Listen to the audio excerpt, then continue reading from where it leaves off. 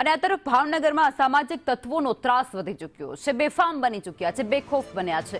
મફતમાં જમવાનું માંગી અને લારીમાં તોડફોડ કરી નાખી। 4 થી 5 જેટલા લુખ્ખા તત્વો ત્યાં પહોંચ્યા હતા અને હથિયાર સાથે ઉત્પાત મચાવ્યો હતો। ભાવનગર પોલીસને ખુલ્લો પડકાર ફેંકતા હોય તેવું સ્પષ્ટપણે આ દ્રશ્યોમાં જોઈ શકાય છે, જેમાં વડવા વિસ્તારમાં લુખ્ખા તત્વો દ્વારા તોડફોડ કરી આતંક મચાવવામાં આવ્યો। લોકોમાં પણ ક્યાંક ભયનો માહોલ જોવા મળ્યો। 3 દિવસથી ઉંબરવાડાના અમુક છોકરાઓ પહેલાં ઘણીવાર જમી જાય છે।